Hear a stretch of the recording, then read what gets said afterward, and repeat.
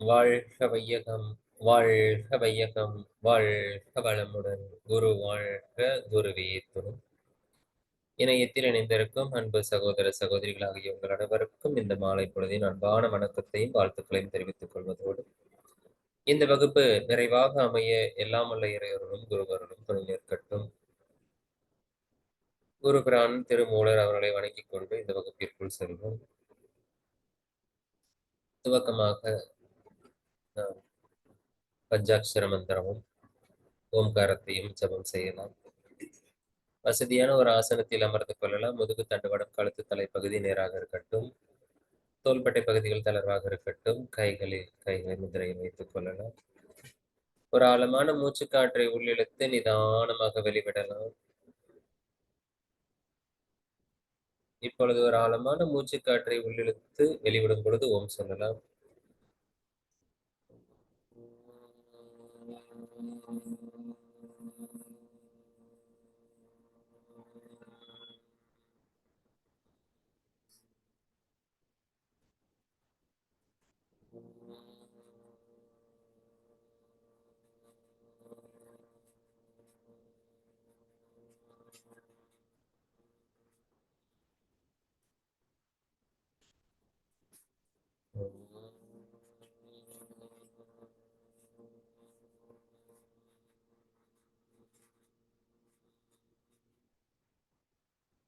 பஞ்சாட்சர மந்திரத்தை 5 முறை ஜபம் பண்ணலாம். ஓம் நம சிவாய. ஓம் நம சிவாய. ஓம் நம சிவாய. ஓம் நம சிவாய.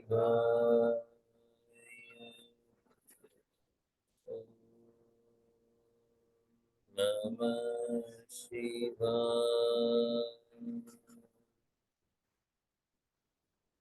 மூலன்முறை செய்த 3000 தமிழ் ஞானம் அறியவே நந்தியருளது நாளை எழுந்து கருத்தறிந்தோதிடின் ஞான தலைவனை நண்ணுவரன்றே. திருச்சிற்றம்பலம். நற்றுணையாவது நம சிவாயம். வாழ்க வளமுடன். நிதானமாக கைகளை உரசி கண்கள் மீது வைக்கலாம். கண்களை கவனிக்கலாம். நிதானமாக கண்களை திறந்து கைகளை பார்க்கலாம். முகத்தில் புன்னகை மலரட்டும். மகிழ்ச்சியோடு இருங்கள். வாழ்க வளமுடன்.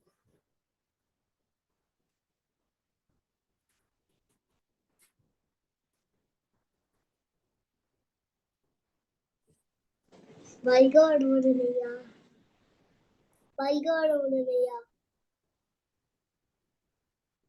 உடலையா வைகாடு உடலையா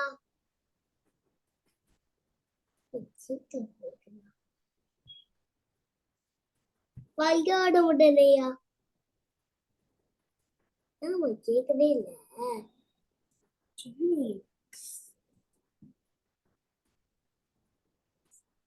ஐயா வைகாடு உடலையா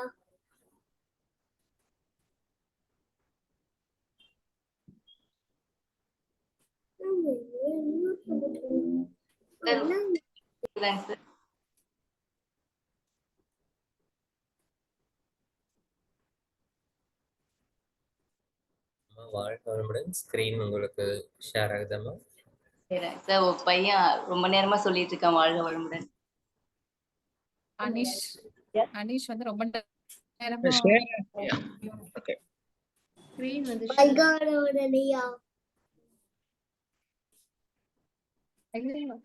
ஐயா ஹெட்போன்ல கனெக்ட் ஆயிருக்கா என்னன்னு தெரியலங்க ஐயா. நாங்க பேசுறதுலாம் உங்களுக்கு கேட்கலன்னு நினைக்கிறேன். இப்ப கேக்குது.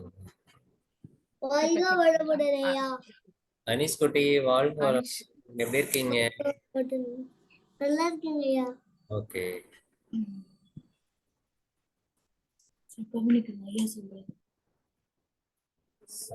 சென்ற வாரம் நாம வந்து அம்மா இப்ப இவ்வளவு நேரம் ஓம் சாண்டிங் பண்ணதெல்லாம் கேட்டதா? கேட்டது சார். கேட்டது. கேட்டது. நாங்க பேசுறது உங்களுக்கு கேட்கல. ஓகேம்மா, இப்ப கேக்குது. சோ நம்ம சென்ற வாரம் வந்து சிவ தத்துவங்கள் 36. சோ தத்துவங்கள் அப்படின்னு சொன்னாலே எது எல்லாம் மறைபொருளாக இருக்கோ, எது எல்லாம் உண்மை பொருளாக இருக்கோ அதை பத்தி எல்லாம் நம்ம தெரிஞ்சுக்கிறதா. சோ இப்ப வந்து கண்ணுக்கு தெரிஞ்சது இருக்கு, கண்ணுக்கு தெரியாம இருக்கு. இந்த கண்ணுக்கு தெரிஞ்சது, தெரியாதது, இது ரெண்டும் சேர்ந்துதான் நாம முழுமையா இருக்கிறது. சோ அந்த முழுமையில என்னென்ன இருக்கு அப்படிங்கறத நம்ம தத்துவங்கள்னு பார்த்தோம். இனிமேலும் அந்த தத்துவங்களை பத்தி தான் பார்க்க போறோம். நிறைய இடத்துல தத்துவம் அப்படிங்கிறது வரப்போகுது. இது எல்லாமே உலகம் எப்படி உருவானது, இறைவனுடைய சிருஷ்டியை பத்தி தான் இப்ப நாம இந்த 2ஆம் தந்திரத்துல இருக்கக்கூடிய இந்த பகுதியை நம்ம இப்ப பார்த்துட்டு இருக்கோம். படைப்புங்கிறது எப்படி வந்திருக்கு அப்படின்னு சொல்லிட்டு. ஒருவனுமே உலகேழும் படைத்தான், ஒருவனுமே உலகையிலும் அழித்தான், ஒருவனுமே உலகையிலும் துடைத்தான், ஒருவனுமே உடலோடு உயிர்த்தானே. ரொம்ப எளிமையான திருமந்திரம், ஈஸியா மனப்பாடம் பண்ணிக்கலாம். ஆனா ஆழ்ந்த கருத்துடைய திருமந்திரம். உலகேழு அப்படிங்கிறதுக்கு வந்து இங்க நிறைய கருத்துக்கள் உண்டு. எந்தெந்த 7 உலகம் அப்படிங்கிறது, உலகத்தை வெளியிலயும் பாக்குறத உண்டு, உடம்புக்குள்ளாரையும் 7 உலகங்களை காட்டுறதும் உண்டு. இன்டர்பிரட் பண்றவங்க அந்த மாதிரி பண்றாங்க. எனிவே உலகம் வந்து 7 உலகத்துக்கு பேர் வச்சு நாம ஒண்ணும் பண்ண போறது இல்லை. சோ இந்த உலகம் அதுல பத்தல பத்தல இதுல இதுல இப்படி சொல்லுவாங்கல்ல, அந்த மாதிரி உலகத்து பேர் எல்லாம் 7 உலகம் சொல்லுவாங்க. பாத்தாள உலகம், இந்த உலகம், அந்த உலகத்துல பேர் வைப்பாங்க. பேர்ல ஒண்ணும் அந்த அளவுக்கு பெரிய விஷயம் இல்லை. நம்ம எந்த அளவுக்கு புரிதல் இருக்கு அப்படிங்கறதும். இப்ப உலகம் வந்து எல்லாமே வந்து ஒருத்தன் தான். அது எல்லாமே படைப்பு அப்படின்னா இறைவன் அப்படிங்கிறது, இறைவன் நிலையில எல்லாமே உருவாகி வந்திருக்கு. பூரணம் அதக பூரணம் இதக, பூரணம் அது பூரணம் இது, பூரணத்திலிருந்து பூரணம் உதயமானது, பூரணஸ்ய பூரணமாதாய. சோ பூரணமே வந்து பூரண பொருள்ல இருந்து உருவாகி இன்னைக்கு இருக்கக்கூடிய எல்லாமே பூரணம் தான். இந்த கணக்கு கொஞ்சம் வித்தியாசமானது. இந்த கணக்கு புரிஞ்சிருச்சுன்னா நமக்கு வந்து நம்ம கிட்ட எதுவுமே இல்ல, குறைஞ்சிருச்சு அப்படின்னு நம்ம சொல்லவே முடியாது. அது என்ன கணக்கு அப்படின்னா பாத்தீங்கன்னா, உங்க கையில ஒரு 10 ரூபா இருக்கு, 5 ரூபா செலவாயிடுச்சு, மீதி எவ்வளவு இருக்கும்? ரூபா. 5 5 ரூபா ரூபாய். செலவாயிடுச்சு, 5 ரூபாங்கய்யா. மீதி 5 ரூபா இருக்கும். வேற யாராவது? ஈஸியான கணக்கு இல்லையா? ஒருவனுமே உலகேலும் படைத்தான், உலகேலும் அழித்தான். எப்படி ஒருவனையும் நம்ம நம்புறது? அந்த கணக்கு புரியணும். 10 ரூபாய் இருக்கு, 10 ரூபாய் செலவாயிடுச்சு, 5 ரூபாய் செலவாயிடுச்சு, மீதி எவ்வளவு இருக்கும்? 5 ரூபாய் இருக்கும். தானே கணக்கு? திருமந்திரமும் வேதாந்தமும் சொல்ற கணக்கு வேற இருக்கு. வேற யாராவது கருத்துக்கள் எதாவது கணக்குல எதாவது கரெக்ட் கரெக்ஷன் பண்றவங்க யாராவது? ஐயா தெரியுது, ஆனா சொல்ல தெரியலைங்கய்யா. ஐயா அந்த திருமந்திர கணக்கு கேக்கு. யாருக்கு பண்ணமோ அவங்க கிட்ட இருக்கும். யார்கிட்ட இருக்கும்? நம்ம யாருகிட்ட பொருள் வாங்கணுமோ இல்ல யாருக்கிட்ட கொடுத்தோமோ அவங்க கிட்ட இருக்கும். ஆனா நம்ம கிட்ட இருக்கும். அவ்வளவுதான். அந்த பணம் இருக்கும் இல்லையா? நம்ம கையில இருக்காது, அந்த பணம் இருக்கும். அதுதான் கணக்கு. சோ இங்க வந்து நம்ம கையில இருக்காது. நாம என்ன பண்றோம், நம்ம அளவுல தான் நம்ம சிந்திக்கிறோம், அவ்வளவுதான். அந்த காசு எங்க போகும்? 10 ரூபாய் எங்க போகும்? இந்த உலகத்தை விட்டு எங்க போகும்? நம்ம கையில இருக்கிறது செலவாயிடுச்சுன்னா அது எங்கதான் போகும்? யார்கிட்ட இன்னொருத்தர்கிட்ட இருக்கும், அது இங்கதானே இருக்கு. அப்ப இங்க உருவானது எதுவுமே எல்லாமே இங்கே இருந்து உருவாயிருக்கு, இங்கே இருக்கு. இதுதான் வேதாந்த கணக்கு. 10 ரூபாயில 5 ரூபாய் செலவாயிடுச்சுன்னா மீதி எவ்வளவு இருக்குன்னு கேட்டா 10 ரூபாய் இருக்குன்னு சொல்லணும். அப்பதான் பூரணத்திலிருந்து பூரணத்தை கழிச்சிட்டாலையும், அதாவது இது இந்த பூரணத்தில இருந்து பூரணம் உருவாச்சு, உருவானது எல்லாம் கழிச்சிட்டு பார்த்தா மீதி எவ்வளவு இருக்கு அப்படின்னு கேட்டா பூரணமே மிஞ்சி இருக்குதுங்கிறாங்க. அப்ப உருவானதை ஃபுல்லா கழிச்சிட்டு பார்க்கக்கூடிய ஒரு பக்குவம். அதுதான் நம்ம ஏற்கனவே தங்கம் வச்சு பார்த்திருக்கோம், நகை வச்சு பார்த்திருக்கிறோம், இதெல்லாம் உதாரணங்கள் சொல்லி பார்த்திருக்கிறோம். கடல்ல இருந்து தண்ணி தான் கடல் நிரம்பி இருக்கு. கடல்ல இருந்து அலை என்ற நாம ரூபத்தை நீக்கி பார்த்தா என்ன இருக்கும்? அதே கடல் தண்ணி தான் இருக்கும், அப்படியே தான் இருக்கும். ஒரு சொட்டு கூட வேஸ்ட் ஆயிருக்காது. இப்ப கடல்ல இருந்து ஒரு அலை உருவாச்சு, அது ஒரு அது ஒரு உருவம் எடுத்தது. உருவம் எடுத்த உடனே அந்த தண்ணி நிலையா இருக்கு, பரப்பா இருக்கிறது அப்படி மேல் எழும்பின உடனே அதுக்கு நாம அலைன்னு பேர் வச்சிட்டோம். ஏன் பேர் வச்சோம்? அதுக்கு ஒரு உருவம் வந்துச்சு, நாமம் வந்துருச்சு. சோ நாம ரூபம்னு பேரு. இந்த நாம ரூபம் தான் ஒட்டுமொத்த படைப்பும். இந்த உலகத்துல இருக்கிறது எல்லாத்துக்கும் நாம ரூபம்னு வச்சுக்கணும். அப்பதான் உலகியல்னா எந்த உலகம், எது உலகம் படைக்கப்பட்டிருக்கு அப்படின்னா இந்த நாம ரூபம் அப்படிங்கறத ஒரு வார்த்தை மைண்ட்ல வச்சுக்கணும். இந்த நாம ரூபத்தை சிந்தனையால தான் கழிக்க முடியும். ஏன்னா சிந்தனைக்குத்தான் நாம ரூபம். கடல் இருக்கு, தண்ணீர் இருக்கு, அலை இருக்கு, பல்வேறு பேர் வச்சா கூட அங்க பூரண பொருள் என்னவோ தண்ணி தான். தண்ணி நிரம்பி இருக்குன்னா கடல்ல பேர் வச்சிருக்கோம். அந்த தண்ணியே கொஞ்சம் மேல எழுந்ததுனால அதுக்கு அலைன்னு பேர் வைக்கிறோம். இப்ப கருத்தால அந்த பேர் வச்சோமே அந்த அலைய அதை மட்டும் நீக்கி பார்க்கணும். மீதி என்ன இருக்கும்? அலைய கடல்ல இருந்து தண்ணி வெட்டி தூக்கிட்டு போய் நம்ம வெளியே போட போறதில்ல. அலைங்கிற அந்த பேரையும் அந்த நாமத்தையும் அந்த ரூபத்தையும் கருத்தால நிவர்த்தி பண்ணிட்டு பார்த்தா அங்க வெறும் கடல் மட்டும், அந்த தண்ணி மட்டும் நிரம்பி இருக்க போகுது. அந்த தண்ணி அப்படியே தான் இருக்கு. அப்ப இங்க உருவானது எல்லாமே அப்படிதான் இருக்கு. இறைவனிலிருந்து உருவாகி இருக்கு. எப்படி அலை உருவாகுதோ அதே போல அந்த அலை மறைச்சு போயிடும். ஆனா அங்க ஏதோ லாஸ் இருக்குமான்னா, ஒரு அலை எழுந்தது, அந்த அலை மறுபடியும் அடங்கி போயிடுச்சு. இப்ப கடல் தண்ணியில் என்ன லாஸ் ஆயிருக்கும்? ஏதேனும் குறைவு ஏற்பட்டிருக்குமா? ஒரு குறைவும் கிடையாது. அதே போலதான் இங்க படைப்பு எல்லாமே உருவாக்கப்படுது.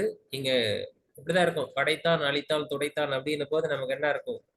ஓ, படைக்கிறது என்ன உருவாக்கப்படுது, பின்பு அது அழிக்கப்படுது, கொடுக்கப்படுது, பிறகு அது இல்லாமல் செய்யப்படுது. இப்படி எல்லாம் நம்ம பார்த்தோம்னா உண்மையிலே அப்படி எதுவும் மறைஞ்சு போறது இல்ல.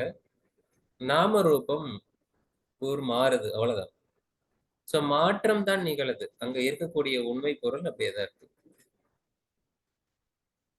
இந்த உலகத்தெல்லாம் சிருஷ்டி எல்லாம் சொல்லிட்டு அருளக்கூடியனா அவனதான் படைக்கிறவங்க எல்லாம் சொல்லி இதுல படைத்தல், காத்தல், அழித்தல் அப்படிங்கிற ஒரு 3 கடவுளும் ஒருத்தன் தான் அப்படின்னு சொல்லி அதெல்லாம் இந்த உலக சிருஷ்டியை சொல்லி கடைசி வார்த்தையில கொண்டாந்து ஹைலைட் முடிக்கிறாரு.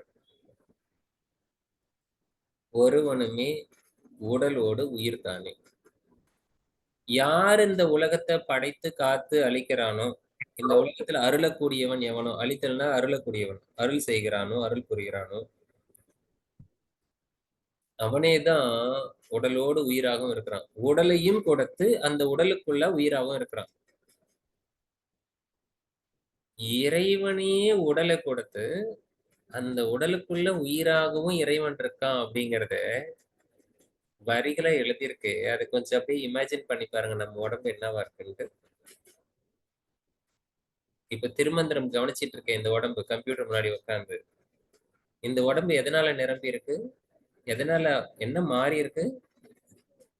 அந்த ஒருவனுமே இறைவனே, கடவுள் தான் இறைவனே இப்படி உடலா மாறி இருக்கு. அதுக்குள்ள உயிராவும் இருக்கு. இப்ப நமக்கு என்ன குறை? ஏதாவது இல்லைன்னு சொல்ல முடியுமா? இல்லை வேற ஏதாவது பிரிக்க முடியுமா? இந்த உலகத்துல ஏதாவது இப்ப இந்த உலகம் அவனே உடலோடு உயிரோடு இருக்கும் போது இப்ப இந்த உலகத்தை காக்கிறது யாரு, படைக்கிறது யாரு, அழிக்கிறது யாரு? இங்க எங்க துவைதம் இருக்கு? எங்க நீங்க பிரிச்சு பாப்பீங்க? இறைவனை எப்படி நீங்க பிரிச்சு எக்ஸ்பிளைன் பண்ணுவீங்க? கடைசி வரிய மட்டும் சரியா புரிஞ்சது உண்டுன்னா 10 ரூபா 10 ரூபாயில 5 ரூபா செலவானா 5 ரூபா. எல்லா உயிரிலையும் கடவுள் இருக்கார். எல்லா உயிரிலையும் எல்லாத்துலயும் கலந்துருக்கிறோம். இப்ப இறைவன் நமக்குள்ளார கலந்திருக்கிறானா, இல்ல நாம எல்லாத்துலயும் கலந்திருக்கிறோமா?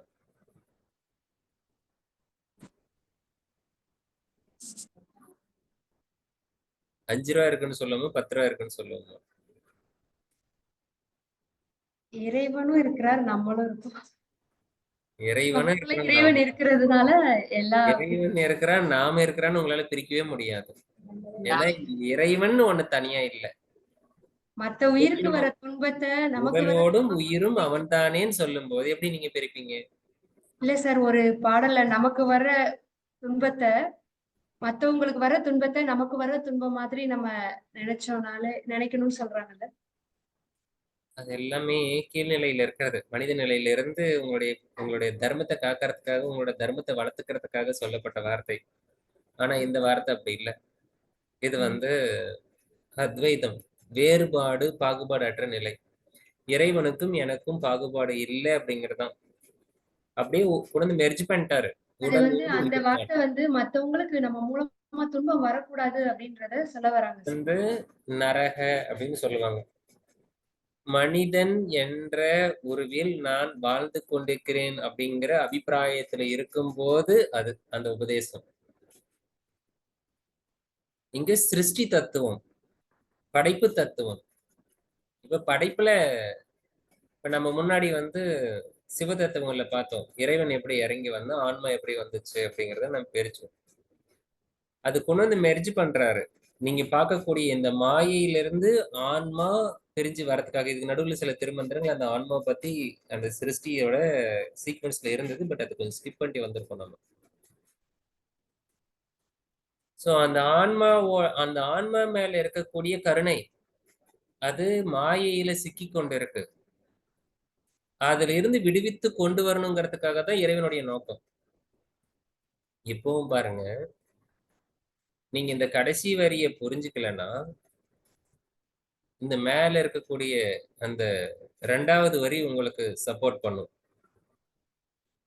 இன்னும் என் உடல் வந்து இறைவனால் ஆக்கப்பட்டது. அதுல இறைவன் உயிராக நிரம்பி இருக்கிறான்.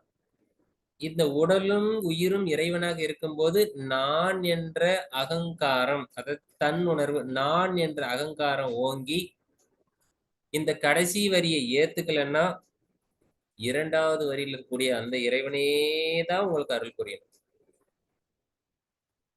அவன் நான் என்ற உணர்வு, இந்த மாயையோட தொடர்புடைய இந்த உணர்வை நீக்குவதற்கு அவன்தான் அருள் புரியணும். புரிஞ்சிருப்ப என்ன சொல்லுவாரு? அவன் தான் வந்து அருள் புரிஞ்சாதான், அவன் அருளாலே அவன் தாள் வணங்கி அவன்தான் நம்மளுடைய பழைய கர்மாக்களை நீக்கி இந்த மாயைன்னு சொல்லக்கூடிய இதுல இருந்து இருக்கக்கூடிய பற்று நீக்கி கொடுக்கணும். அப்ப அதுக்கு என்ன பண்றது? அதுக்கு ரொம்ப சிம்பிள். இறைவனுக்கு வந்து மந்திரத்தை உள்ளார போயிருக்கு. தவம் செய்யணும், அறநெறி வாழ்க்கை வாழணும். ஆமா, அது எவ்வளவு கடினமா இருக்குல்ல. உள்ளார போறதுக்கு ஒரே ஒரு வழிதான். ஓம் என்ற பிரணவ மந்திரத்தை ஜெபம் பண்ணீங்கன்னா உள்ளார போயிடலாம். உய்ய என் உள்ளத்தில் ஓம்காரமாய் நின்றாய். இறைவன் வந்து நமக்குள்ளார என்னவா இருக்கான்னா ஓம்காரமா இருக்கிறான். அவ்வளவுதான்.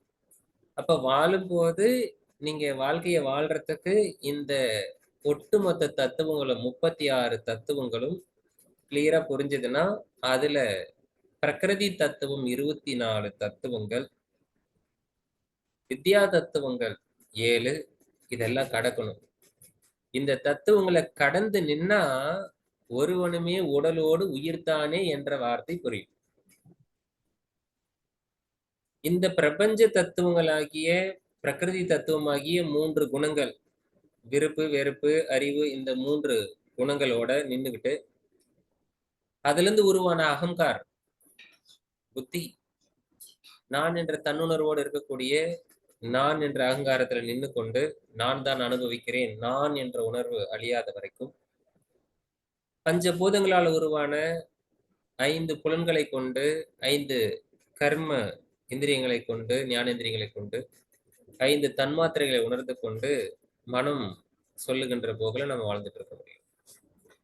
இத்தனை தத்துவங்களையும் நாம இல்ல அப்படின்னு எப்ப புரிச்சுக்கிறோமோ அப்போ இந்த தத்துவங்கள்ல இருந்து கடந்து போறப்ப நான் யார் அப்படின்னு கேள்வி வரும். அந்த கேள்விக்கு பதிலும் இங்க இருக்கக்கூடிய நீங்க கொடுக்குற தத்துவங்கள், இந்த உடல் தத்துவம், உயிர் தத்துவம், இது எல்லாம் ஏமாற்றப்பட்டிருக்கு, ஏமாத்தி இருக்கு. எப்படி ஏமாத்திருக்கு? நம்ம எதெல்லாம் போய் பார்க்குறோமோ அந்த பொருளை நம்ம வடிவம் எடுக்கிறோம். இந்த பொருள் மேல அந்த பொருள், இது வேணும் அது வேணும், எல்லாமே நம்ம வடிவம் எடுக்கிறோம். ஒவ்வொரு நாளும் ஒவ்வொரு நொடியும் என்னதான் திருமந்திரம் இல்லை, எத்தனை மந்திரங்கள் ஒவ்வொரு நாளும் உபதேசங்கள் வந்தாலும் கருத்துக்கு எட்டுகிறது, கருத்துக்கு புரிகிறது. ஆனாலும் உள் மனம் ஏற்க மறுக்கிறது. சோ அதேதான், அந்த மாயையினுடைய பற்று இருக்கிற வரைக்கும் நமக்கு இப்படியேதான் இருக்கும். இதை ஒதுக்க முடியாது. அப்ப அதுல இருந்து கருத்தால நாம அனைத்தையும் வேடிக்கை பார்க்கறவனா இருக்கணும். எப்படி வேடிக்கை பார்க்கிறது? இந்த உலகம் எல்லாம் இறைவனால் படைக்கப்பட்டது, அவனால் அருளப்பட்டது, அவனோட அருளாலதான் இதெல்லாம் நிகழ்ந்துட்டு இருக்கு. இது எல்லாமே மாறக்கூடியது, அழியக்கூடியது, மாறக்கூடியது, அழியக்கூடியது, மாறிக்கொண்டே இருக்கும், அனித்தியமானது. எப்படி மாறக்கூடியது? இல்லையே, கண்ணு முன்னால இருக்கே. இந்த உடம்பு நமக்குள்ளார கண்ணாடி முன்னாடி பார்த்தா இருக்கு, கேமரா முன்னாடி இருக்குது. சில உடம்பு தான் கண்ணாடி முன்னாடி கேமரா முன்னாடி இருக்குது. சில உடம்பெல்லாம் பாருங்க பிளாங்கா இருக்கு, அப்படியே சுத்த வெளியா இருக்கு.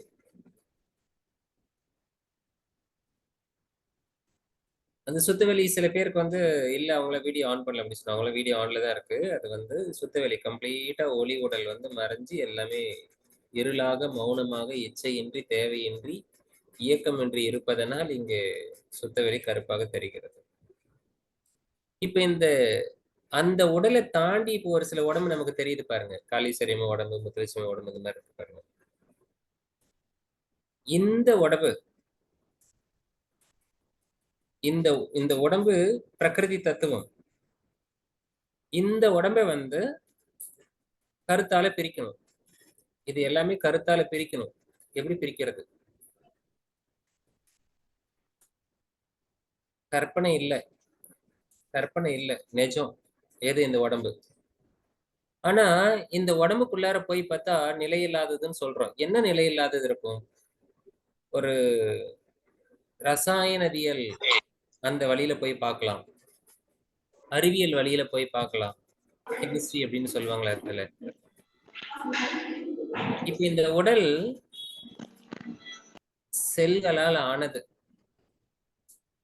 இப்படி பகுத்து பிரிச்சு பார்க்கறதுக்கு என்ன அறிவியல் இப்படி சொல்லும்?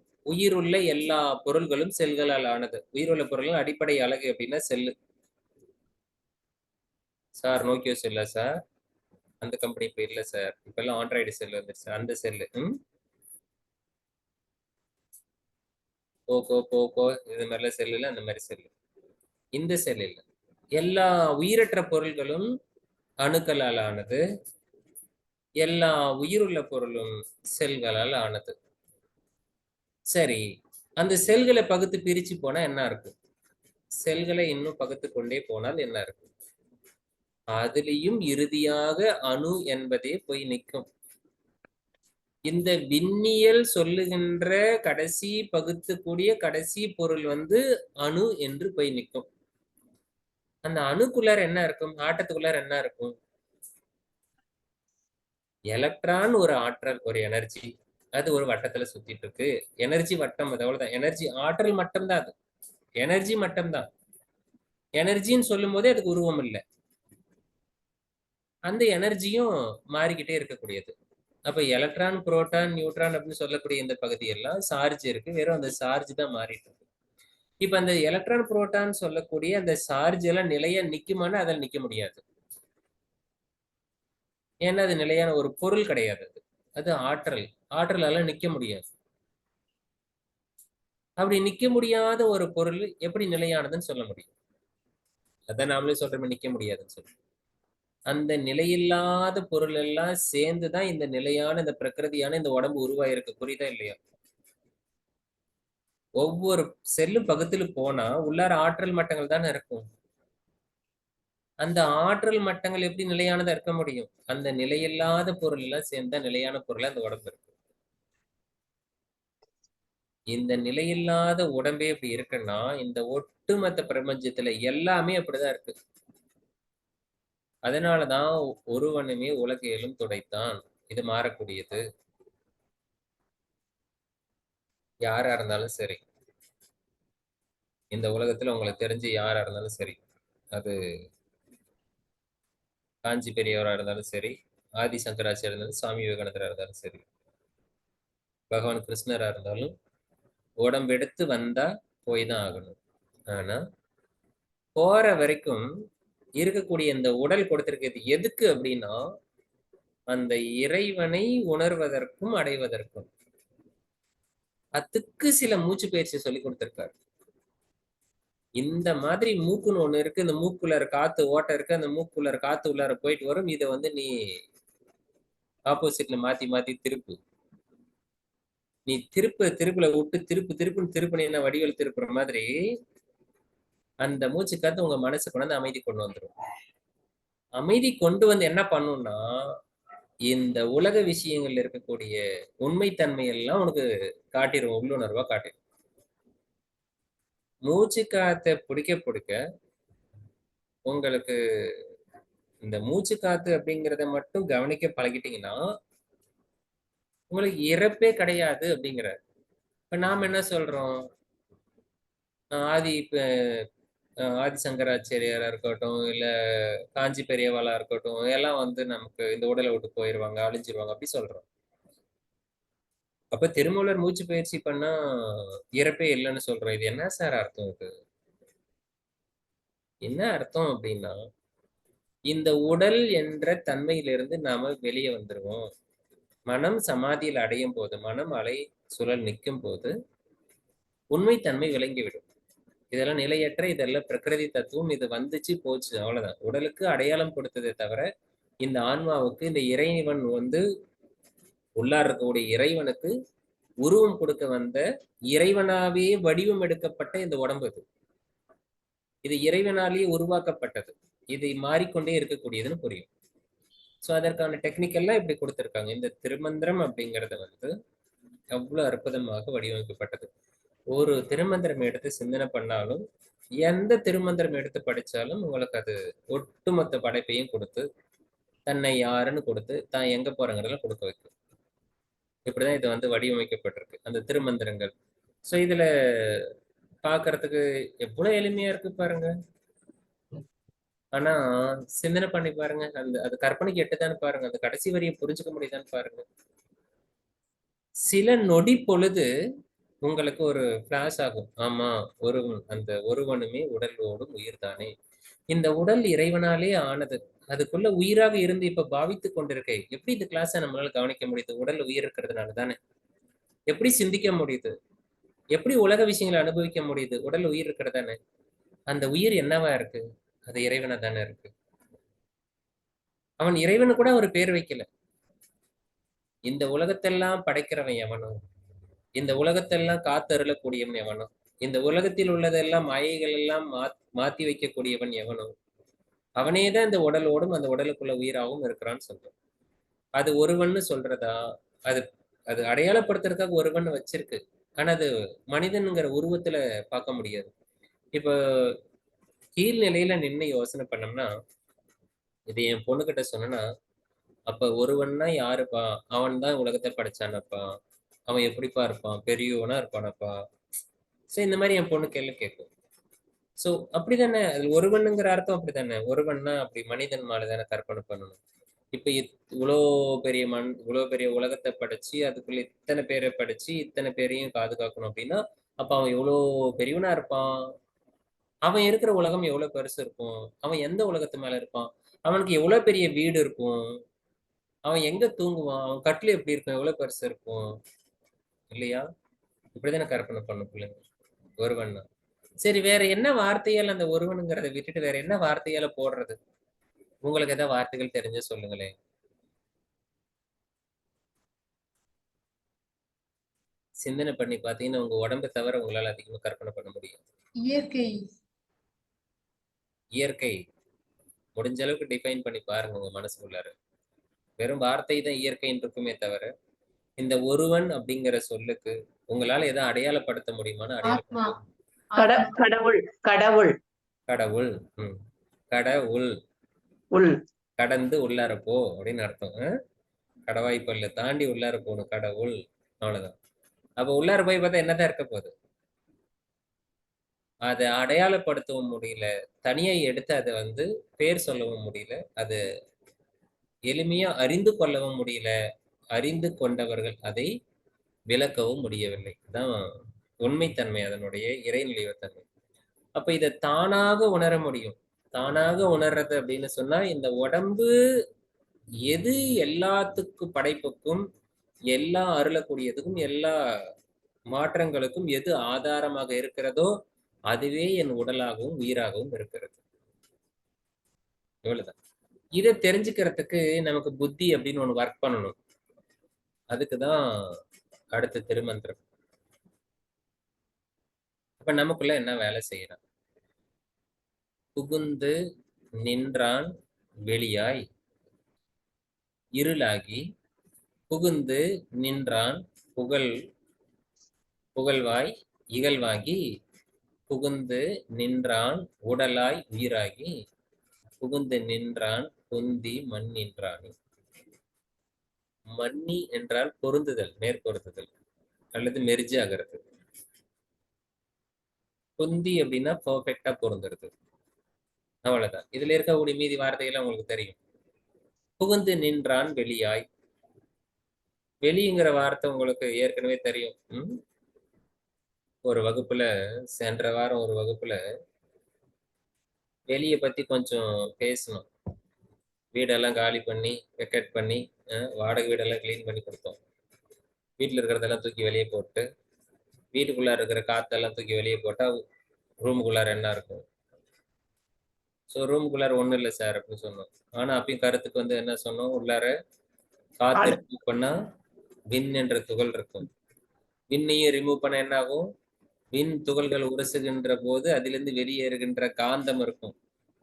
அந்த காந்தத்தை நீக்கினா அங்க வெளிச்சமோ சப்தமோ அதிர்வோ காந்தமோ எதுவும் இல்லாத அந்த நிலையை சுத்த வெளி, எம்டி ஸ்பேஸ்ன்னு சொன்னோம். அந்த எம்டி ஸ்பேஸ் தான் இறைவன்னு சொன்னோம். வெளி வழி ரெண்டு வார்த்தை. இதுக்கு மட்டும் யாராவது கொஞ்சம் அப்படியே அன்மியூட் பண்ணி வித்தியாசம் சொல்ல முடியுமா? ரெண்டே வார்த்தை தான், ரொம்ப சிம்பிள். வெளி வழி.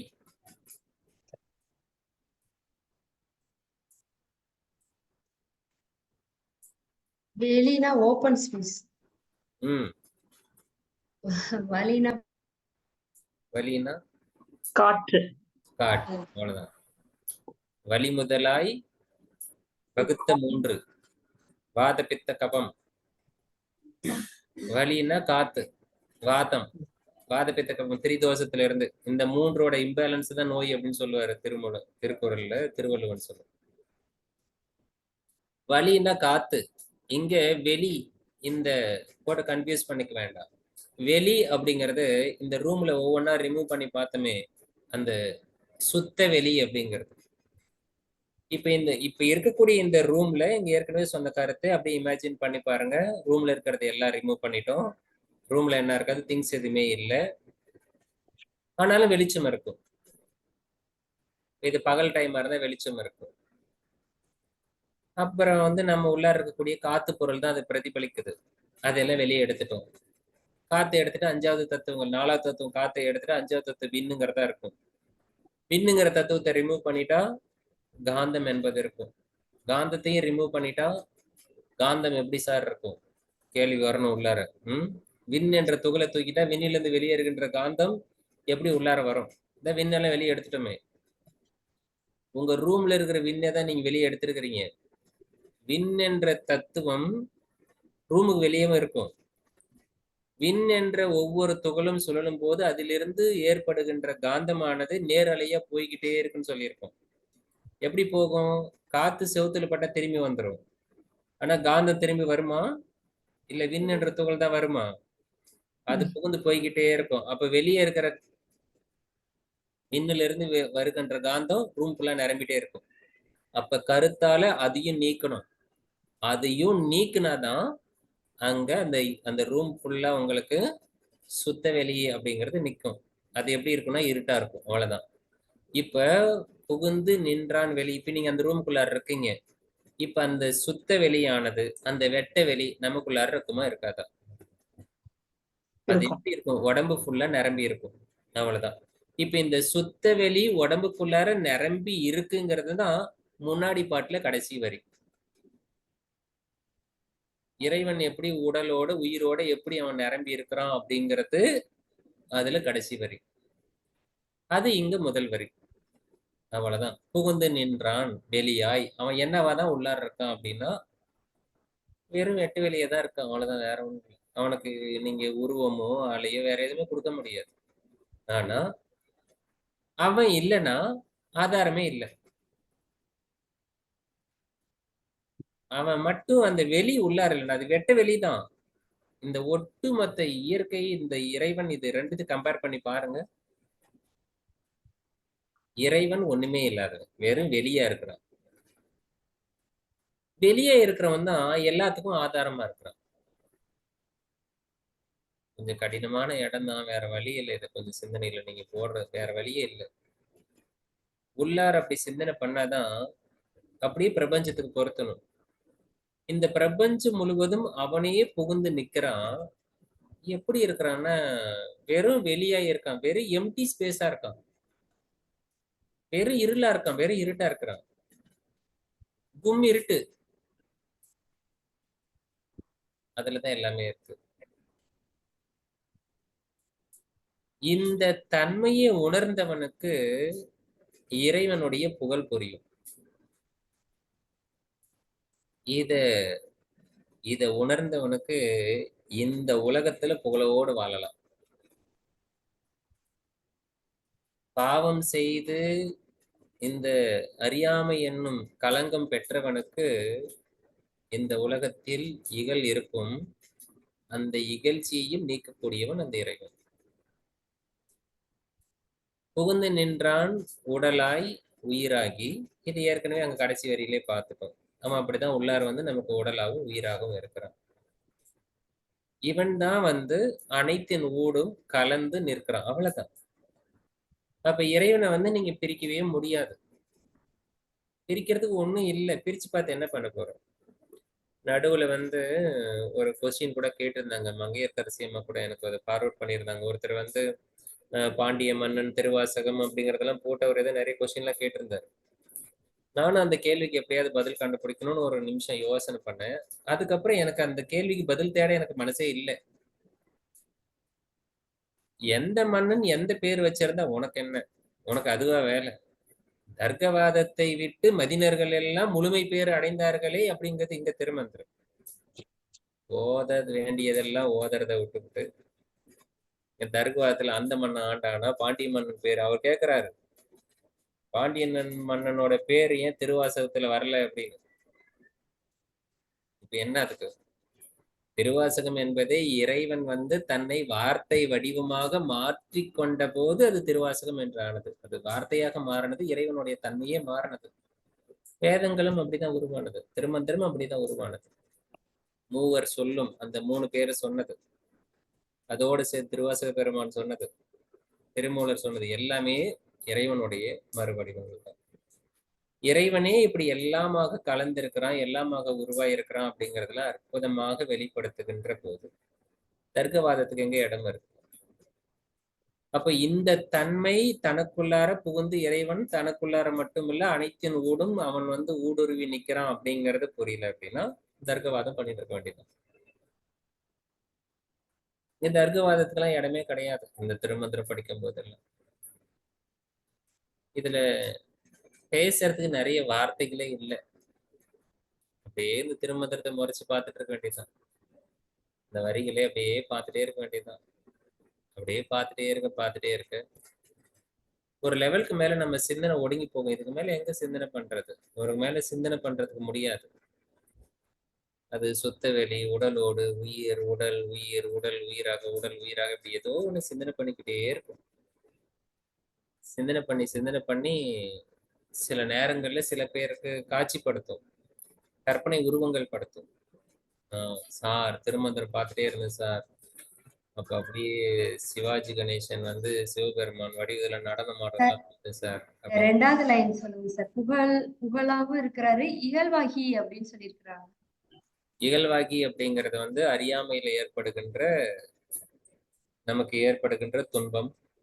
இன்னொன்னு வந்து நாம செய்யற பாவத்துக்கு வந்து துன்பமாகவும் இருக்கு. எதுவுமே ஒமிட் பண்றது இல்லை. இங்க இன்பத்தை மட்டும் எடுத்துக்க முடியாது. இங்க இருக்கக்கூடிய எல்லா டியூயாலிட்டிக்கும் காரணமும் வந்து அவன் தான். டியூயாலிட்டி இல்லைன்னு வச்சுக்கோங்களேன், உங்களுக்கு இறைநிலையை நோக்கி போக வேண்டிய அவசியமே இருக்காது. அதான் சொல்லலாம், ஆன்மா வந்து மாயைக்குள்ள போய் மாட்டின பிறகுதான் ஐயோ மாட்டிக்கிட்டமேங்கிற வெறுப்பு, இதுல இருந்து எப்படியாவது வெளியே வந்துடணும் வெறுப்பு. இந்த விருப்பு வெறுப்பு அப்படிங்கிறது மூலக்கண்மம் அப்படின்னு பார்த்தோம், கர்மாவுக்கு மூலம். அங்க இருந்து எந்த ஒன்று மூலமாக இருந்தாலும் அதுல இருந்து விளைவு வரும், விளைஞ்சுக்கிட்டே இருக்கும். மூல பிரகிருதியிலிருந்து பிரகிருதி விளைஞ்சது. பிரகிருதி தத்துவங்கள் 3 குணங்கள்ல இருந்து எல்லா பிரகிருதி தத்துவங்களும் வந்தது. மூல கண்மத்தில இருந்து தான் இன்னைக்கு இருக்கக்கூடிய எல்லா கண்மங்களும் விளைஞ்சு வந்திருக்கு. எல்லாம் விளைஞ்சு வந்தாலும் இப்ப நமக்குள்ள என்னென்ன இருக்கு? ரெண்டுமே இருக்கு. பாவ புண்ணியம் ரெண்டுமே இருக்கு. அது கலந்தும் இருக்கு. இப்படி இருந்தாலும் கூட அதுக்குள்ள உடலாய் உயிராய் கலந்திருக்கிறான் பாருங்க இறைவன். இப்ப அந்த புகழ் இகழ் இதுக்கெல்லாம் அப்பாற்பட்டவன் இறைவன். அவன் கலந்து நிற்கிறான். இத விட்டுட்டு அதை பிடிச்சுக்கிட்டீங்கன்னா, அதை பிடிச்சாலே போதும், இது விட்டுரும். இப்ப எது நம்மளை வந்து இறைவனை பற்ற விட மாட்டேங்குது அப்படின்னா, நான் என்ற உணர்வு அல்லது நான் என்ற அகங்காரம் தான் நம்மளை வந்து தன் உணர்வுன்னு சொல்லக்கூடிய இந்த அகங்காரம் விடமாட்டேங்குது. இறைவனை பற்ற விட மாட்டேங்குது. பற்ற பற்ற தலைப்படும் தானே. எதை பற்றது? இறைநிலை இந்த உள்ளார இருக்கக்கூடிய இந்த வெளியாகிய இந்த தூய வெளியாக உள்ளார கலந்து நிற்கிறானே, அவனை உங்க மனம் பற்ற ஆரம்பிச்சதுன்னா இந்த உலக பற்றில் இருந்து உங்களுக்கு நீக்கம் கிடைக்கும். இந்த உலகமானது இந்த இருமை ரெண்டுமே சேர்ந்ததுதான். என்ன ஒரு இருக்கிறதுலயே கம்பேர் பண்ணி பார்க்கும்போது உலக மக்கள் எல்லாம் அந்த இருமையில நிக்கிறாங்க. இன்னொரு பக்கம் ஒண்ணு தெரியாம இருக்கு. இந்த உலகத்துல யார் யாரெல்லாம் கொஞ்சம் இறைவனுடைய அருளால கொஞ்சம் அருள் பெற்றாங்களோ, அவனுடைய திருவருளுக்கு கீழே வரமோ அவங்க எல்லாம் இந்த சிந்தனைக்கு வந்துட்டோம். அவ்வளவுதான். இதை கொண்டு வந்து மக்களுக்கு நீங்க கொடுக்கணும். கொடுக்கதான் அவங்களுக்கு கொஞ்சம் கொஞ்சமா இந்த சிந்தனையெல்லாம் உள்ளார வர ஆரம்பிக்கும். இது பெரும் திருமந்திரம் இல்ல. இந்த இந்த வார்த்தை ஒருவேளை யாருக்காவது புரிஞ்சிச்சுன்னு வச்சுக்கோங்களேன், இந்த இடத்துல இருந்து எகிரி குதிச்சு ஓடிடுவீங்க. சில உதாரணங்கள் மட்டும் சொல்றேன். புத்தர் வந்து அநேக ஜாதி சங்காரம் அப்படின்னு ஒரு ஸ்லோகம் ஆரம்பிக்கும் பாலி லாங்குவேஜ்ல. அவரு ரொம்ப நாள் தவம் பண்றாரு. தவம் எல்லாம் பண்ணிட்டு போதி மரத்தடியில உட்கார்றாரு. அதிகான் அப்படின்னு பேரு. இந்த முறை நான் எந்திரிக்க மாட்டேன், உள்ளார என்ன இருக்கு, உண்மை பொருள் என்ன இருக்குன்னு உணராம இந்த தியானத்துல இருந்து நான் கலைய மாட்டேன். கம்ப்ளீட்டா உள்ளார போயிட்டாரு. ஆன்மா என்பதை கண்டுபிடிச்சிட்டாரு. அவர் அதுல இருந்து முடிச்சதுக்கு அப்புறம் அவர் சொன்ன ஒரு வார்த்தை, அநேக ஜாதி சங்கார. நான் பல பிறவிகள் இதுக்கு முன்னாடி எடுத்திருக்கிறேன். ஒவ்வொரு பிறவியும் எப்படி இருந்தது அப்படின்னா, இந்த உடல் விட்டு முடிஞ்ச உடனே இன்னொரு உடல் ரெடியா இருக்கான்.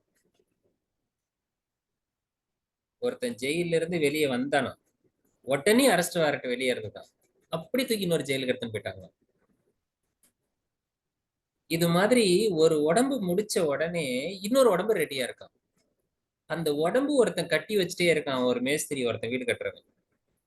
இந்த வீடு கட்டுறவனை நான் கண்டுபிடிச்சிட்டேன். இவன் அநேக வீடு, ஏக்கம்னா அநேகம்னா எண்ணற்ற, எண்ணிக்கையில் அடங்காத அப்படின்னு அர்த்தம். அப்படி வீடு கட்டுறவனை நான் கண்டுபிடிச்சிட்டேன். கண்டுபிடிச்ச உடனே அவனை நான் அழிச்சிட்டேன். வீடு கட்டுறவனை நான் அழிச்சிட்டேன். இனிமேல் எனக்கு வீடு கட்டுறவன் யாருமே கிடையாது. அந்த வீடு கட்டுறவன் யாருன்னா விருப்பு வெறுப்பா இருக்கக்கூடிய சம்காரங்கள். இத அவர் புரிஞ்ச உடனே இனிமேல் அதையெல்லாம் அழிச்சிட்டேன் அப்படின்னு சொன்ன உடனே உண்மையில நான் வந்து இப்ப இருக்கக்கூடிய இந்த எதுவுமே இல்லை அப்படின்னு தெரிஞ்சுட்டு தன் உணர்வு அப்படிங்கிறது சொல்லி அந்த ஆன்மாவை உணர்ந்த உடனே ஒரு ஆன்மாங்கிற வார்த்தையை பயன்படுத்துறது இல்லை. அது என்ன, அதை எக்ஸ்பிளைன் பண்ணக்கூடிய வார்த்தை இல்லை. அந்த நிலையை அடைஞ்ச உடனே, அந்த இறைவனுங்கிற உணர்ந்து வந்த உடனே இவர் இந்த மாதிரி சொல்றாரு. அப்படி சொல்லிட்டு பல நாட்கள் வந்து அவர் வந்து சாப்பிடாமலே உட்கார்ந்த இடத்த விட்டு அசையாம அவர் பாட்டுக்கு கண்ண மூடி அப்படியே இருக்காரு. அது பக்கம் அவங்க பக்கத்துல இருக்கிற யாரோ ஒருத்தர் வந்து அவர் பேர் கூட சொல்லுவாங்க. அவர் வந்து கூட்டு போயிட்டு கஞ்சி கொடுத்து எது சாப்பிட வச்சு அதுக்கப்புறம் அவர் வந்து தேத்தனதா வந்து சொல்லுவாங்க. இது இறைவனை உணர்ந்த நிலைக்கான உதாரணம். ஆர்கிமிடிஸ் கோட்பாடு உங்களுக்கு தெரியும். ஆர்கிமிடிஸ் என்ன பண்ணார்? அவரு ஒரு கோட்பாடை எழுதினாரு. ஒரு தண்ணி மேல எவ்வளவு ப்ரெஷர் கொடுக்குறோமோ அவ்வளோ எவ்வளவு இடம் இருக்கோ அதுக்கு இணையான அளவு இந்த தண்ணி வந்து அந்த இடத்துல இருந்து வெளியேற்றப்படும், நகர்த்தப்படும் அப்படிங்கிறது. இது எப்படி கண்டுபிடிச்சாரு? சும்மா போய் தண்ணி நிரம்பி இருக்கிற தொட்டியில விழுந்தாரு. குதிச்ச உடனே இவர் உடம்பு எவ்வளவு உள்ளார போச்சு அந்த அளவுக்கு தண்ணி வெளியே போயிடுச்சு. தொட்டில இருந்து பிறண்டு வெளியே போயிடுச்சு. நாமளா இருந்தா என்ன பண்ணுவோம்? வந்துருவோம், குளிச்சுட்டு வந்துருவோம். அவருக்கு ஒரு புரிதல் உருவாச்சு. இவ்வளவு அழுத்தம் கொடுத்தா இவ்வளவு தண்ணி வெளியேறதுன்னு கண்டுபிடிச்சாரு. கண்டுபிடிச்ச உடனே அங்க இருந்து எகிரி குதிச்சு ஓடுறாரு. குளிச்சு உடம்போட ஓடுறாரு, ட்ரெஸ்ஸே போடல, தெருவுல ஓடுறாரு. அந்த ஞானத்தை வந்து அவர் எடுத்துக்கிட்டு ஓடுறாரு. அதுக்கப்புறம் தான் இன்னைக்கு கப்பல் மிதக்கிறது எல்லாம் அந்த கோட்பாட்டுல தான் இருக்கு. எவ்வளவு இடம் இருக்கோ அந்த அளவுக்கு தண்ணி வெளியேற்றப்படும் அப்படிங்கிறது. அந்த மாதிரி இறைநிலை வந்து தனக்குள்ளார இந்த திருமந்திரத்தை வரிய நீங்க சிந்திக்க சிந்திக்க அது இந்த பிரகிருதி தத்துவத்துல உங்களை ஓட விட்டுரும். ஸோ இங்க இருந்து இந்த நானுங்கிற அகங்காரம்ங்கிறது அழிய அழிய என்ன அபிப்பிராயத்துல உட்கார்ந்துருக்கிறோமோ அதுல இருந்து ஒரு ஸ்டெப் மாறி உடல் மனம் எல்லாமே லேசாயிடும். ஓகே அப்படிங்கிற மாதிரி வந்து ஒரு சமநிலைக்கு வந்துடும். விருப்பு வெறுப்புல கடந்துடும். கடக்கிற வரைக்கும் ஓடக்கூடாது. அப்படியே திருமந்திரத்தை மறைச்சு மறைச்சு பார்த்துட்டு இருக்கு. அதன் பிறகு என்ன ஆகும்? நாம தானே திசையோடு தேவரமாய் நிற்கும், தானே உடல் உயிர் தத்துவமாய் நிற்கும், தானே கடல் மலை கலை மலை ஆதி. மலையாதி அப்படின்னா எல்லாத்தையும் சேர்ந்து எக்ஸெட்ரா போடுறது. ஆதியுமாய் நிற்கும், தானே உலகினில் தலைவனும் ஆமே. இப்ப யாருக்கு இந்த உலகத்துக்கெல்லாம் தலைவன் யாரு? தேவர்களுக்கெல்லாம். தேவர்கள் முதல் கொண்டு கடல் மலை எல்லாமே இந்த ஒட்டுமொத்த பிரபஞ்சத்தையும் குறிப்பிடுறதுதான் இங்க கடல் மலை ஆதியுமாய். எப்படி அவர் வந்து இதை எழுத முடியும்? கொஞ்சம் சிந்தனை பண்ணி பாருங்க. நம்மளே வந்து முதல்ல கடவுள் அப்படியே கொஞ்சம் கொஞ்சமா கொண்டாந்து இந்த ஒட்டுமொத்த படைச்சிருக்கிற உலகங்கள்ல தத்துவங்கள்லாம் இறைவன் இருக்கான்னு சொல்லி, அதுக்கப்புறம் நமக்குள்ள உடம்பா உயிர் இருக்கான்னு சொல்லி, அவனே எல்லாத்துக்குள்ளார நிரம்பி இருக்கிறான்னு சொல்லிட்டு இப்ப நாமளே எல்லாம் இருக்கிறோமா பாருங்க. தானே திசையோடு. திசை அப்படின்னா நமக்கு இப்ப எத்தனை திசை இருக்கு? அப்படியே கையை தூக்கி நம்பர்ல சொல்லுங்க. எத்தனை திசை இருக்கு? கிழக்கு மேற்கு வடக்கு தெற்கு. அப்புறம் எப்படி 8 சில பேர் 8 காட்டினாங்க? 8 வந்து அதாவது இன்னொன்னு சொல்லுவாங்க, வடமேற்கு திசை, ஓ தென்கிழக்கு அப்படி இருக்கு. அது ஒரு 4 இருக்கு. அப்படி மேல கீழே கை காட்டினா 10 ஆயிராதா? ஆகுமாகாது.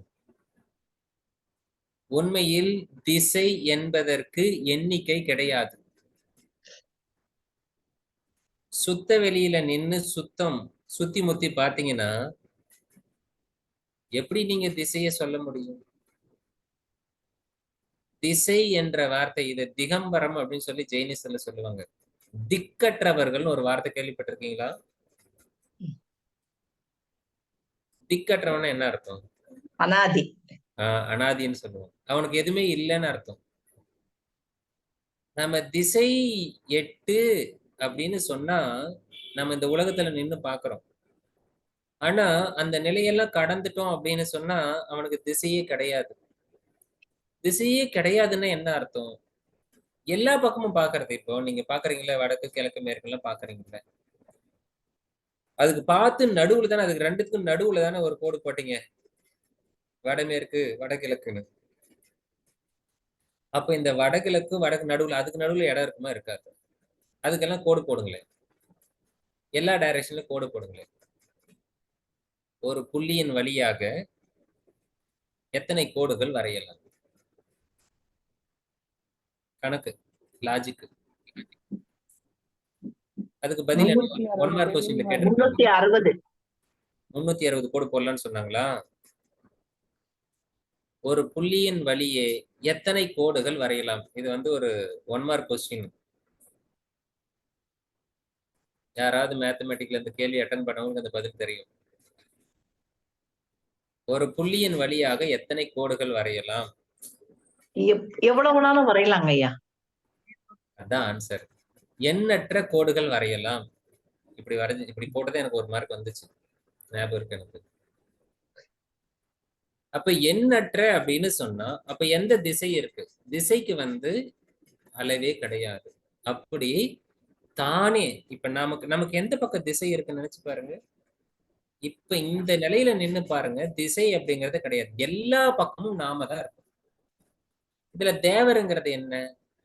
தேவருமாய் நிற்கும் அப்படின்னு. தேவர்னா என்ன? எத்தனை தேவர்கள் இருக்காங்க? புராண கதையில் இருக்கக்கூடிய தேவர்கள் தானே நமக்கு தெரியும் இல்லையா? தேவர்களுக்கெல்லாம் தலைவன் யாரு? இந்திரன். தலைவனா தலைவியா? இந்திரன். இந்திரன் இந்திரன் தலைவன். தலைவன். ஓகே. அப்படி நமக்கு சொல்லி புரிய வச்சிருக்காங்க. தேவகா அப்படின்னு சொல்றது ஒரு இந்திரன் எப்படி பேர் பிரிச்சு பார்த்தோமோ அப்படி ஒண்ணு மட்டும் எடுத்துக்கலாம். அது 5 இருக்கு, அதுல 1 மட்டும் எடுத்துக்கலாம். சப்தம் அப்படின்னு ஒண்ணு இருக்கு. இது ஒரு தேவன். இந்த சப்தம் நம்ம காதுல வந்து படுது.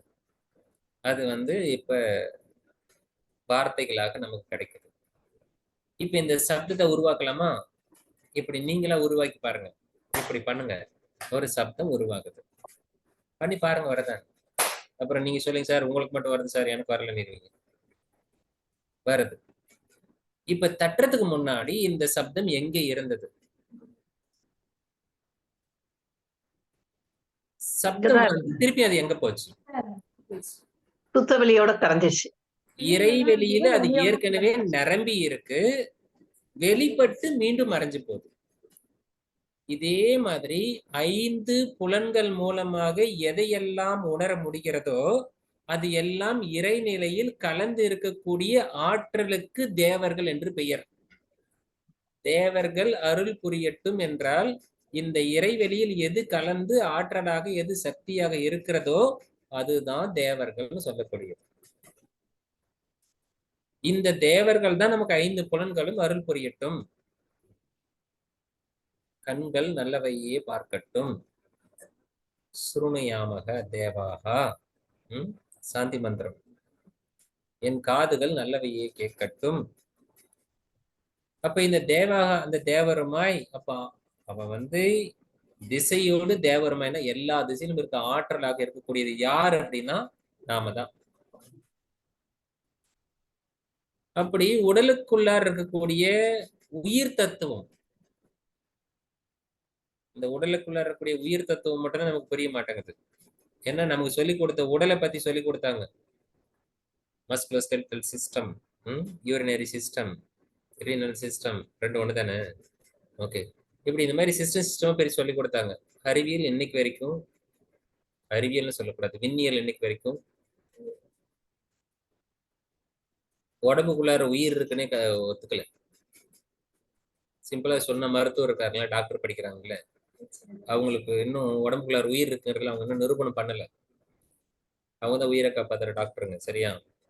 ஆனா அறிவியலால இன்னைக்கு சொல்லக்கூடிய இந்த சயின்ஸ் உயிரை வந்து ப்ரூவ் பண்ண முடியல. ஆனா கடைசி வரைக்கும் போராடணும் சார். அவர் இறந்துட்டாரு, அதனால அதுல உயிர் இல்லைன்னு சொல்றோம், அவ்வளவு. அவங்க உயிருங்கிற வார்த்தையை பயன்படுத்தவே மாட்டாங்க. ஏன்னா அதுக்கு டெஃபினிஷன் கிடையாது. இந்த உயிர் தத்துவத்தை நமக்கு தத்துவத்துலதான் இருக்காது. அதனாலதான் இதை தத்துவம்னு சொல்றோம்.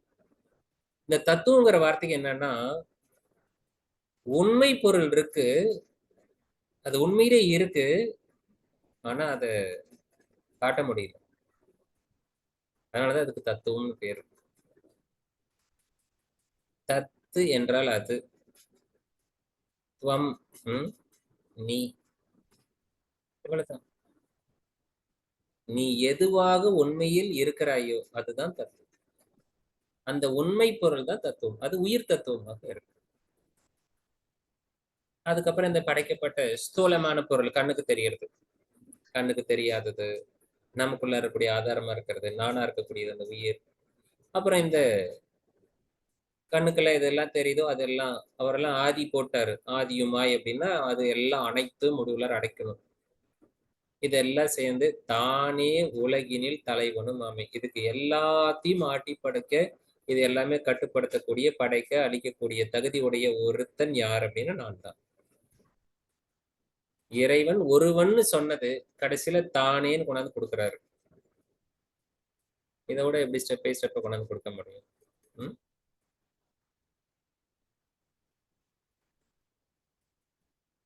உள்ளது ஒருவனை வந்து நம்ம உள்ளத்து ஒருவனை வந்து நமக்கு உள்ளுர சோதியை உள்ளம் விட்டு ஓரடி கூட நீங்க மாட்டானா. ஓரடி நீங்கா ஒருவனை உள்ளும் உந்தானும் உடனே இருக்கினும் உள்ளம் அவனது ஒருவரியாதே. அடுத்த திருமந்திரத்தினுடைய பகுதியை வந்து நம்ம நாளை வகுப்புல பார்க்கலாம். அதுக்கு முன்னாடி மங்கையர்க்கரசி அம்மா. சிவபெருமான் கண்ணு யார் சார் மூடியிருக்கா? எதுங்கம்மா? சிவபெருமானுடைய கண்ணு அந்த பாடல்ல பிக்சர் போட்டிருந்தீங்கல்ல சார், யாரோ மூடியிருக்காங்க. அது என்ன சார் மீனிங்? என்ன கேக்குறீங்க? சிவபெருமானோட இப்ப நெக்ஸ்ட் பேஜ்ல சார் சிவபெருமானோட கண்ணு மூடி இருக்காங்கல்ல, அதுக்கு மீனிங் கேட்டேன் சார். Okay okay. அது கடைசி வரியில் இருக்கு பாருங்க. உள்ளம் அவனது ஒருவரியாதே. பார்க்க முடியாது. You cannot see him. கடவுளை வந்து உங்களால பார்க்க முடியாது. அந்த அதுதான் இப்ப பிரச்சனை என்ன, அதுதான் இப்ப அதுக்காக. Okay sir, thanks. அது நாளைக்கு நம்ம பார்க்கலாம். அந்த திருமந்திரத்தை ஃபுல்லா தெளிவா நம்ம நாளைக்கு படிக்கலாம். இப்ப மங்கையர்க்கரசி அம்மாவோட குரல்ல நம்ம திருமந்திரம் இந்த ஒரு 3 திருமந்திரம் மட்டும் பார்க்கலாம். திருச்சிற்றம்பலம். ஒருவனுமே உலகேழும் படைத்தான், ஒருவனுமே உலகேழும் அளித்தான், ஒருவனுமே உலகேழும் துடைத்தான், ஒருவனுமே உடலோடுயிர்தானே.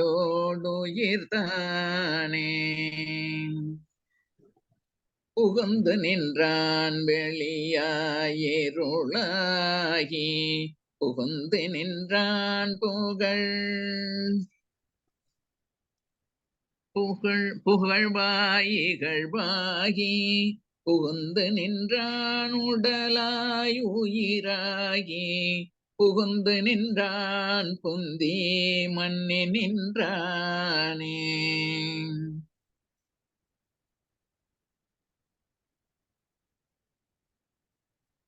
உள்ளத்து ஒருவனை தானே திசையொடு தேவருமாய் நிற்கும், தானே உடலுயிர் தத்துவமாய் நிற்கும், தானே கடல் மலை ஆதியுமாய் நிற்கும், தானே உலகினில் தலைவனுமாமே.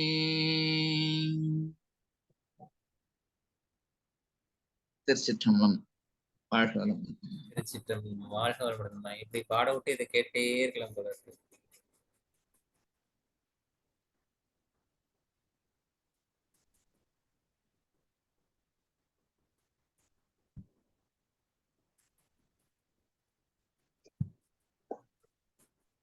வாழ்க வளமுடன். நம்ம ஃபைனல் ப்ரேயர் பண்ணிடலாம்.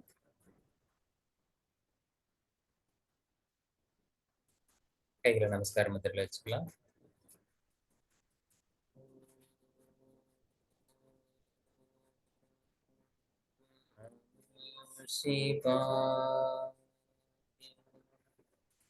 அப்பனை நந்தியை ஆறாமுதினை ஒப்பிலி வல்லலை ஊழி முதல்வனை எப்பரிசு ஆயினும் ஏத்துமின் ஏத்தினார் அப்பரிசு ஈசன் அருள் பெறலாமே.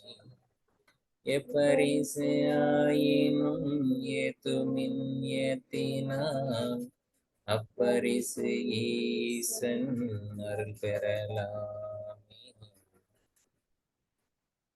உலகில் உள்ள எல்லா உயிர்களையும் எல்லா மனிதர்களையும் வாழ்த்தும் விதமாக தன்னுடைய மன அலை வந்து இந்த உலகம் முழுவதும் பரவற மாதிரி ஒரு கற்பனை பண்ணி உங்களுடைய அலைகள் வந்து என்ன அலைகள் வந்து இந்த பிரபஞ்சம் முழுவதும் நிரம்பட்டும். அந்த வகையில இப்போ சொல்லுகின்ற வார்த்தைகளை அப்படியே பாவனை பண்ணிக்கோங்க. உலகில் உள்ள எல்லா உயிர்களும் எல்லா மனிதர்களும் அமைதியாகவும் ஆரோக்கியமாகவும் ஆனந்தமாகவும் தங்கள் வாழ்க்கையை வாழ்ந்து கொண்டிருக்கட்டும். எல்லா உயிர்களும் எல்லா மனிதர்களும் நம் புண்ணியங்களை பகிர்ந்து கொள்ளட்டும். நம் புண்ணியங்களை பகிர்ந்து கொள்ளட்டும். நம் புண்ணியங்களை பகிர்ந்து கொள்ளட்டும். எல்லா உயிர்களும் எல்லா மனிதர்களும் விடுதலை பெறட்டும். விடுதலை பெறட்டும். விடுதலை பெறட்டும். ஓம் சாந்தி சாந்தி சாந்தி. அனைவரும் மகிழ்ச்சியோடு இருங்கள். மகிழ்ச்சியோடு இருங்கள். மங்களம் உண்டாக்கட்டும். மங்களம் உண்டாக்கட்டும். மங்களம் உண்டாக்கட்டும். வாழ்க. நன்றி ஐயா.